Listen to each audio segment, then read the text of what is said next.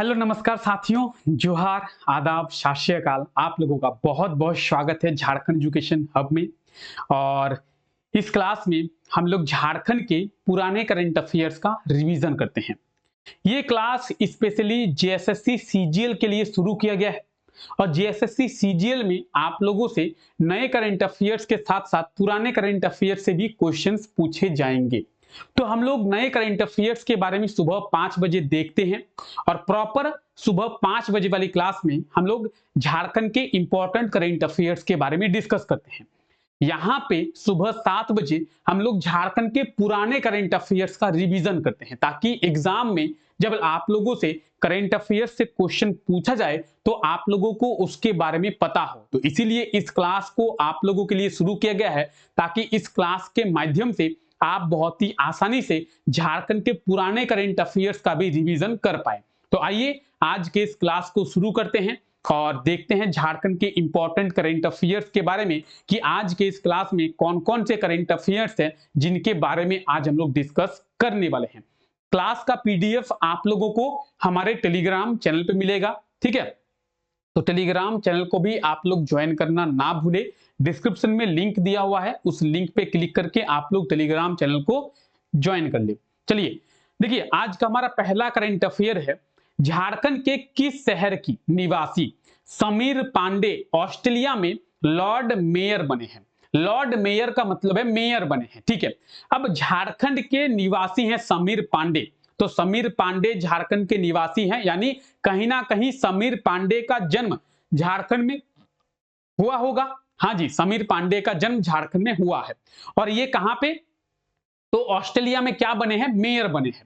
तो झारखंड के किस शहर में इनका जन्म हुआ है? झारखंड के जमशेदपुर में। झारखंड की फाइनेंस कैपिटल की बात करें या फिर बात करें झारखंड की इंडस्ट्रियल कैपिटल की, तो जमशेदपुर में इनका जन्म जो है वो हुआ है और ऑस्ट्रेलिया में ये मेयर बने हैं। कौन? Sameer Pandey. Option A will be right answer, ठीक है। आइए इसके बारे में थोड़ा डिटेल में बात करते हैं। भारतीय मूल के समीर पांडे ऑस्ट्रेलिया के शहर पैरामाटा के लॉर्ड मेयर बने हैं।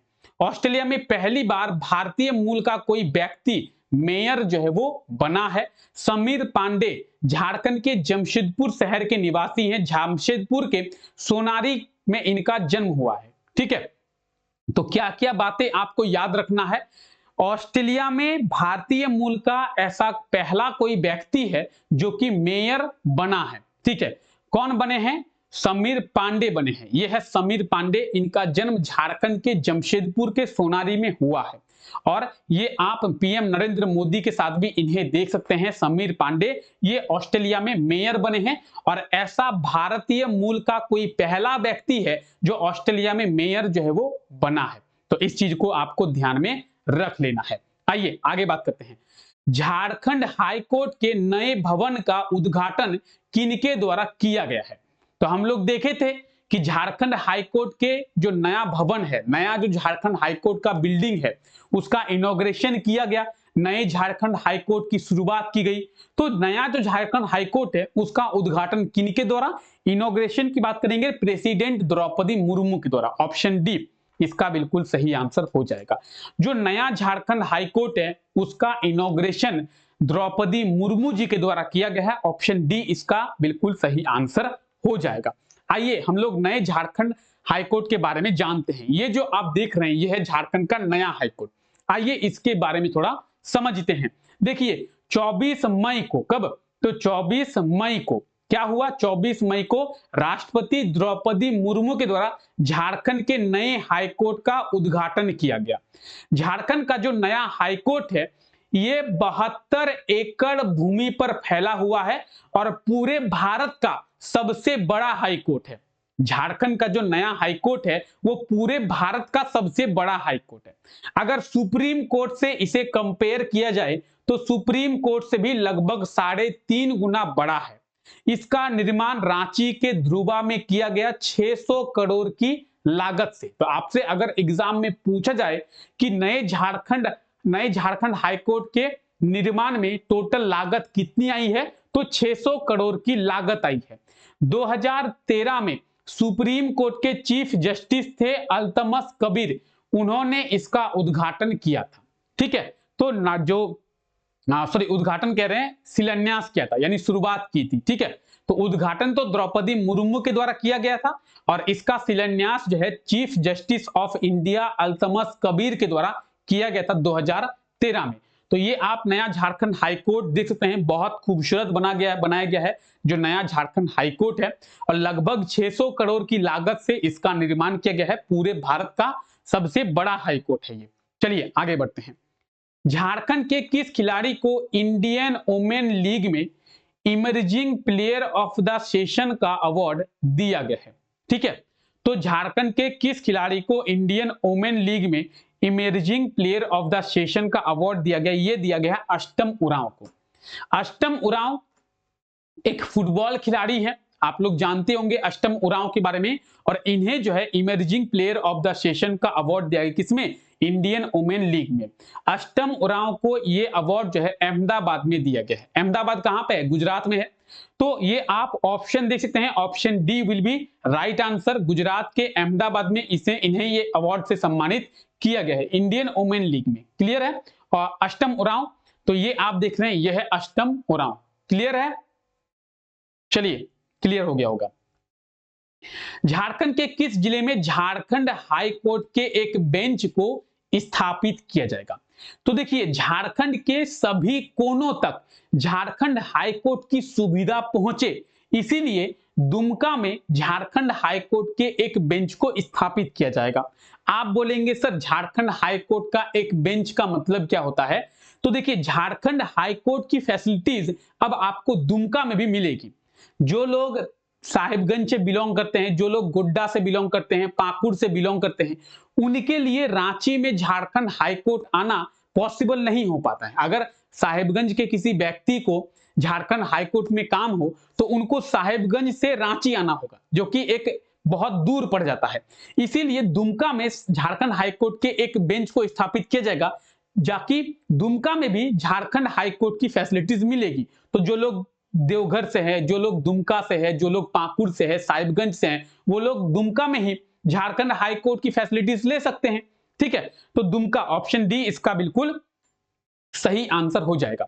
अच्छा, एक बेंच कहने का मतलब है इस तरीके से जजेस को बिठाया जाता है एक बेंच में। ठीक है, आप जब भी किसी बेंच को देखेंगे जहां पे जजेस बैठे हुए रहते हैं तो वो हमेशा ऑड नंबर में आपको देखने को मिलेगा। या तो 3 जजेस का एक बेंच होगा, या तो 5 जजेस का एक बेंच होगा, या तो 7 जजों का एक बेंच होगा, या तो 11 जजों का एक बेंच होगा। ये जो बेंच है हमेशा आप ऑड नंबर में ही देखेंगे। आप अभी भी जो बेंच देख रहे हैं ये 5 जजों का एक बेंच है।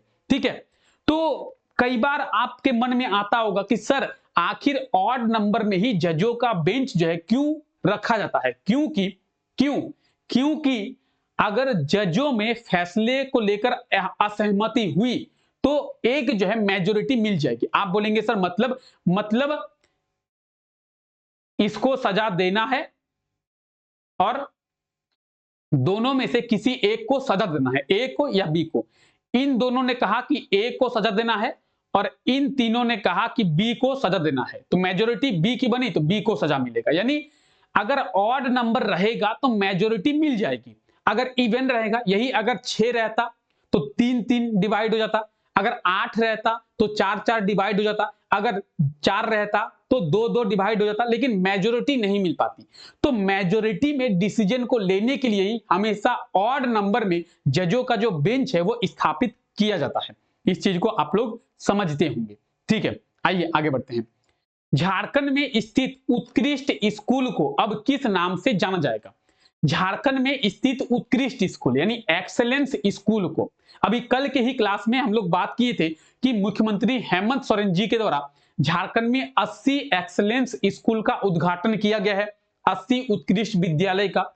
और ये जो 80 उत्कृष्ट विद्यालय हैं इन्हें अब सीएम स्कूल ऑफ एक्सेलेंस के नाम से जाना जाएगा। ऑप्शन बी इसका बिल्कुल सही आंसर हो जाएगा। झारखंड में अब जितने भी एक्सेलेंस स्कूल है, उत्कृष्ट विद्यालय हैं, उन्हें अब सीएम स्कूल ऑफ एक्सेलेंस के नाम से जाना जाएगा। ऑप्शन बी इसका बिल्कुल सही आंसर हो जाएगा। क्लियर है? चलिए आइए आगे बढ़ते हैं। हाल ही में किस जिले के प्रज्ञा मित्तल को क्या मोस्ट इनोवेटिव आर्किटेक्ट 2023 का पुरस्कार दिया गया है? तो प्रज्ञा मित्तल की बात करेंगे। प्रज्ञा मित्तल को मोस्ट इनोवेटिव आर्किटेक्ट 2023 का पुरस्कार दिया गया है। प्रज्ञा मित्तल झारखंड के किस शहर की रहने वाली है? रांची की रहने वाली है।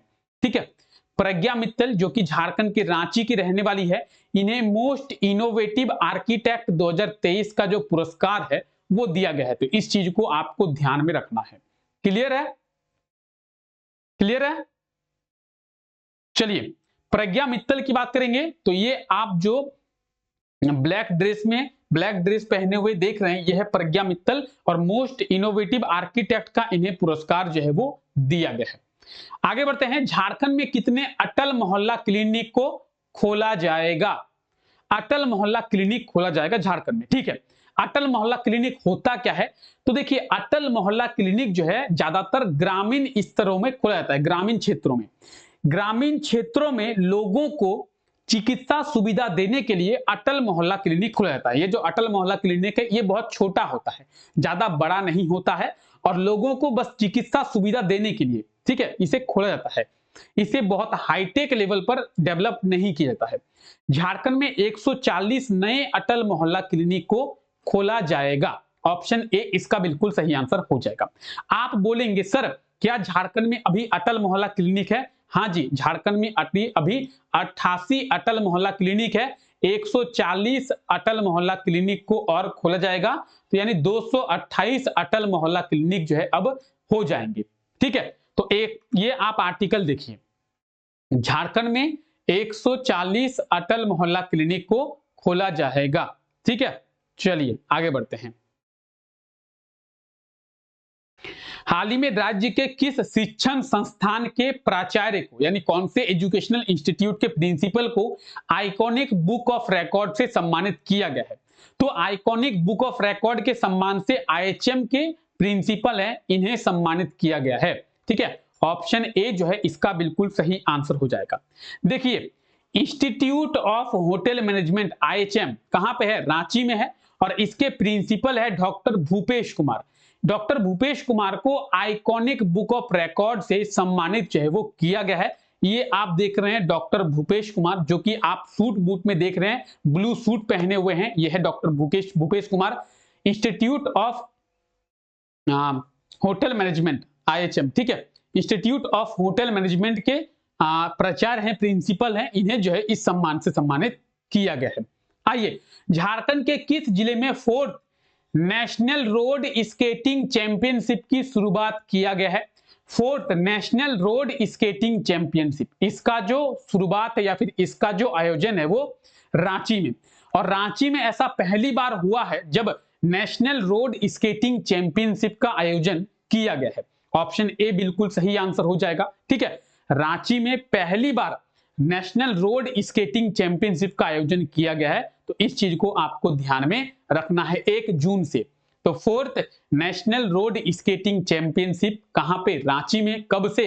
1 जून 2023 से। क्लियर है? चलिए आगे बढ़ते हैं।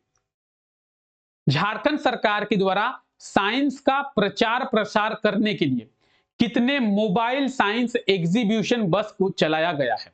अब देखिए, झारखंड सरकार के द्वारा साइंस का प्रचार प्रसार किया जा रहा है। क्यों? क्योंकि झारखंड सरकार चाहती है कि झारखंड के जो बच्चे हैं वो साइंस लेकर पढ़ें, और इसीलिए झारखंड सरकार साइंस का प्रचार प्रसार कर रही है। इसके लिए झारखंड सरकार के द्वारा 2 मोबाइल साइंस एग्जीबिशन बस को चलाया गया है। ऑप्शन ए जो है इसका बिल्कुल सही आंसर हो जाएगा। ठीक है, कोलकाता से 2 मोबाइल साइंस एग्जीबिशन बस को लाया गया है, और एक जो है संथाल परगना और नॉर्थ नागपुर डिवीजन में, यानी संथाल परगना प्रमंडल और उत्तरी छोटानागपुर प्रमंडल, दूसरा पलामू प्रमंडल और दक्षिणी छोटानागपुर प्रमंडल, 2 बस को लाया गया है। यह है मोबाइल साइंस एग्जीबिशन बस। झारखंड सरकार के द्वारा 2 ऐसी बसें जो है वो चलाया गया है। इसके माध्यम से क्या किया जा रहा है? इसके माध्यम से छात्रों को साइंस के प्रति बढ़ावा दिया जा रहा है, साइंस के प्रति जागरूक किया जा रहा है कि आप लोग जो है साइंस लेकर पढ़ें। ठीक है, क्लियर है? क्लियर है यहां तक? यहां तक किसी को कोई दिक्कत, कोई परेशानी, किसी को कोई करंट अफेयर में कुछ परेशानी हो, कोई डाउट हो? चलिए, आई होप सो कि आपको क्लियर हो गया होगा। फिर भी अगर आपको कोई डाउट होता है तो आप लोग कमेंट सेक्शन में कमेंट करें, आपका डाउट क्या है। नेक्स्ट क्लास में आपका डाउट पहले रिजॉल्व किया जाएगा। तो चलिए फिलहाल आज के इस क्लास को यहीं तक रखते हैं। आप सभी लोगों का बहुत बहुत शुक्रिया इस क्लास का हिस्सा बनने के लिए। मिलते हैं आप लोगों से नेक्स्ट क्लास में, तब तक के लिए टेक केयर, बाय बाय।